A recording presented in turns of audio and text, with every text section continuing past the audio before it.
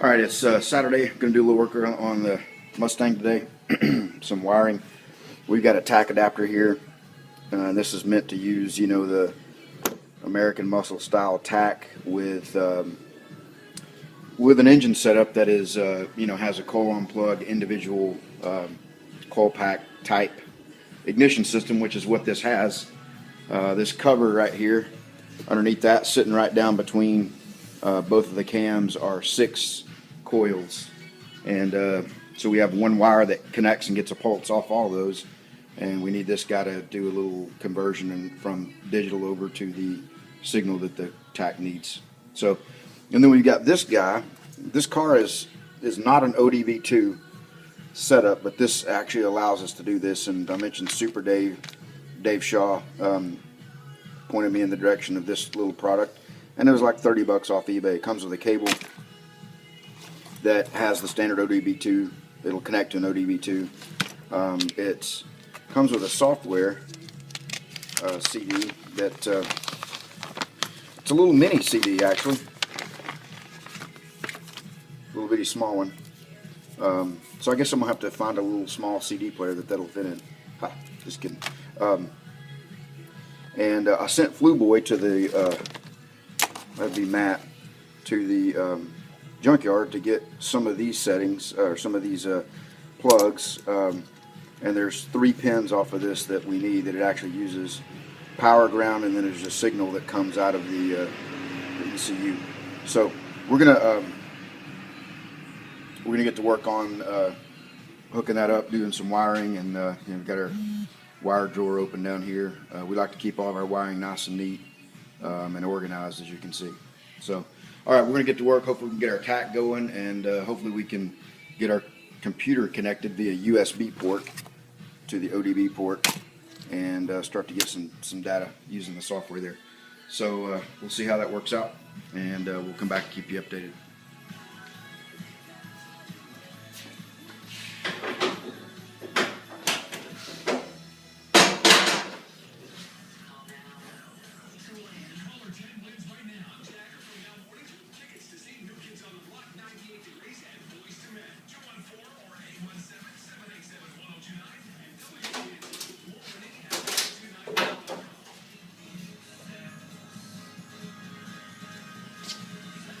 Alright, so on this software for the ODB2, this is the part that connects to the USB port on your laptop for the software, and then this end connects into the standard ODB2 port that's found on most cars, I think from 98 and up, whatever it is.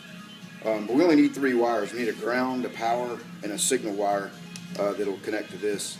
And this factory one that we bought had you know, several wires connected, so we just looked at the pinouts, figured out which ones we needed, and you can see we got a little silver mark there on the ones that we need, and we just removed these little clips, and that allowed all the extra wires that we don't need to come out. So now we just got a little small 3-wire connector here, and we'll put our clips back in, and we'll be all set. So we'll just get this wired in. The tack adapter also requires a power ground to connect it with key on. So we're going to use the same power ground wires, and on our 21 circuit fuse box we've got a couple that are not being used, so we're just going to go ahead and use those. So alright, we'll keep going and show you what we come up with. Alright, when you start to get old and stiff and fat like me, you got to have something to lay on to get up under the dash. But anyway, we got our ECU pulled out. We tried to do a decent job when we installed this originally with the cowl out, where everything's real easy to get to, knowing that at some point we may have to pull it back out. So we just got it in there with a couple of bolts, and it mounts right underneath the radio there, basically behind this panel. So it comes out from under the dash pretty easily, and we can get to all the wires going into the back of the ECU. So we have to tap into one of those for our diagnostic tuning software. So we'll see what we can do here. Alright, so I'm in here working away at the wiring and get ready to test the tack out, and this is what I got. Starter not doing anything, clicking. So I'm messing around with that thinking, all right, what did I do here? You know, what did I do to cause that not to go? I spent about 2 hours undoing everything I did, thinking I might have, you know, hooked some wires up wrong, or, you know, I don't know what I thought I did. But anyway, so got to thinking last night, all right, what did I change last night? And I had to remove this to the brake lines were kind of in the way of it. Yeah, and this is the engine ground. It goes right through the frame rail here. Like that. So, let's see here what happens with this back on.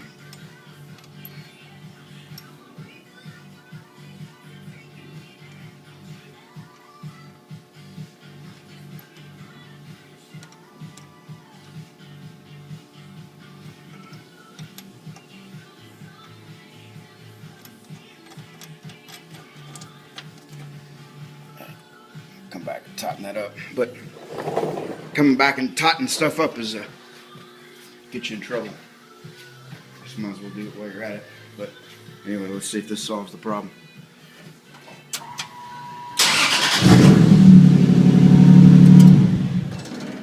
Oh yeah, about 2 hours worth of work screwing around. Now I've got to redo everything I undid and start back where I was like 2 hours ago. All right, here's Matt. We figured out that we thought we needed a tack adapter to make this work, and getting in here and starting to wire that in, we figured out we had the tack hooked up wrong, and you just saw we screwed around trying to crank it up and had the ground issue there. But so we got that fixed. So let's see if we get a tack signal now, Matt. Okay, go ahead and fire it up. Oh yeah.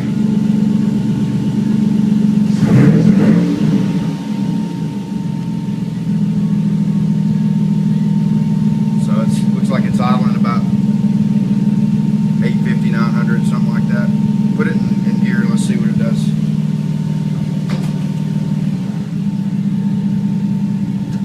About 650, 700, somewhere in there. So that seems about right. All right, bud, nice job on the wiring and getting the tack working.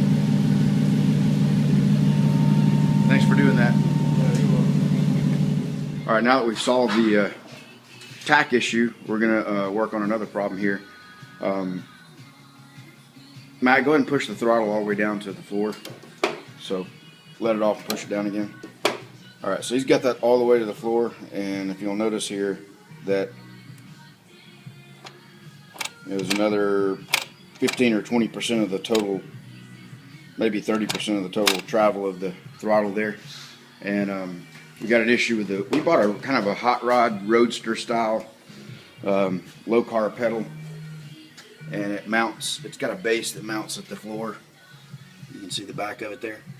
And the floor pan has an actual indention right in the corner inward, you know, this way, that's keeping it from going all the way through. So we're going to try to figure out what we've marked it where it's hitting there.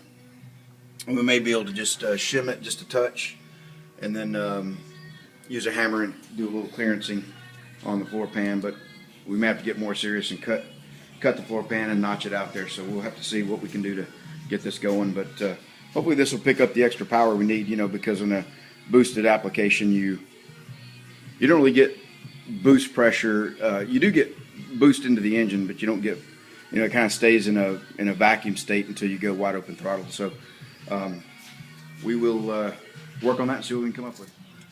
All right, we did a little persuasion and just clearanced it just a touch, and then we shimmed the bottom of the pedal just a little bit right there with a couple of washers. And Matt, go ahead and hop in and let's see what we got. And then we have a little bit of an adjustment here just to tighten up the slack in the cord. So go all the way to the floor with it. And as you can see, there's no more slack. So hopefully that'll make a little difference. You know, it didn't feel like it was quite accelerating as like we thought it might. So we'll get it. Got some dust on there, but a little bit of candy hitting the sun, hitting the candy there. But we'll go for a ride here in a little bit.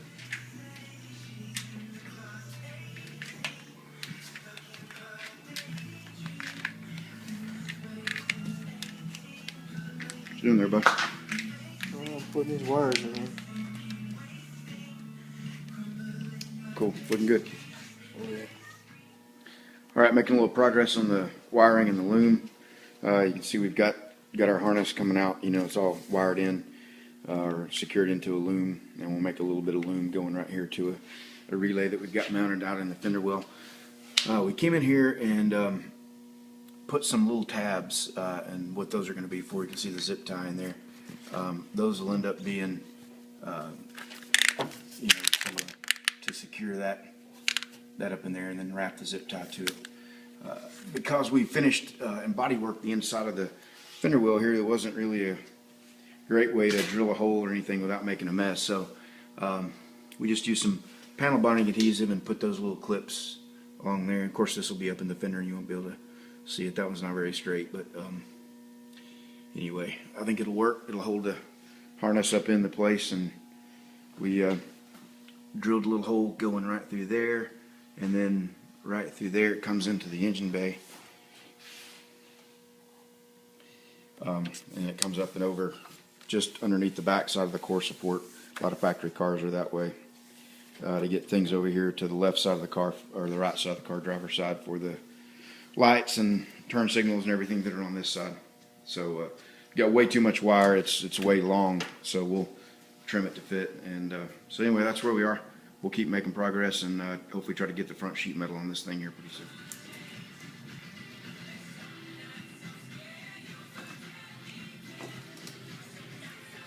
All right, Matt's working on our,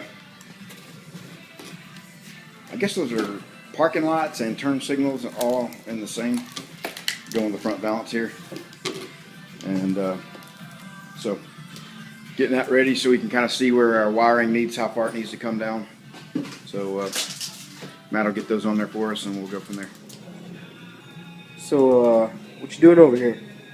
Huh? What you doing over here? Just taping up some loom here. Check it out. What do you think? Oh yeah, it looks like crap. What about this? Our little drop off down to the lights, our little sub harness there, all molded in. Snake. Are we professionals or what? Oh yeah. No, these wires here that are by themselves? Yeah, never mind those. What, these right here? Yeah.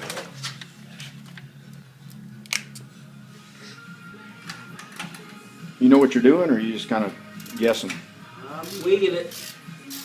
Winging it as usual. You know, that's what you get from, you know, the Goodyear shop. They sent this kid over here to help us. You know, I paid him money to come over here, and this is what we got. Yep. All right, so these are the original style turn signal covers, and then what we got is the LED ones with the clear coverage. Check out the LEDs on this sucker. Don't know what color they are. I'm guessing they're amber. They look like they got some amber in them, so we'll see.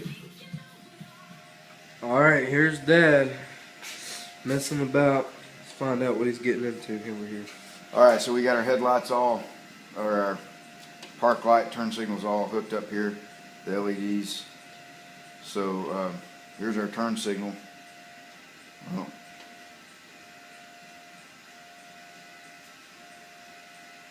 and here's our parking lights.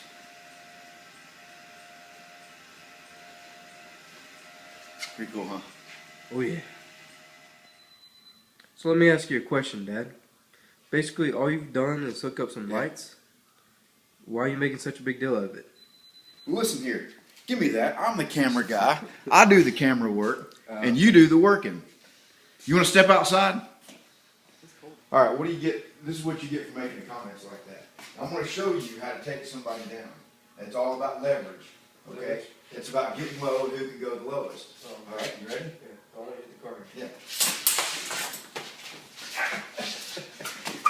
All right, you didn't listen to me, and that's why you lost. But let me show you how to do it now. All right, you ready?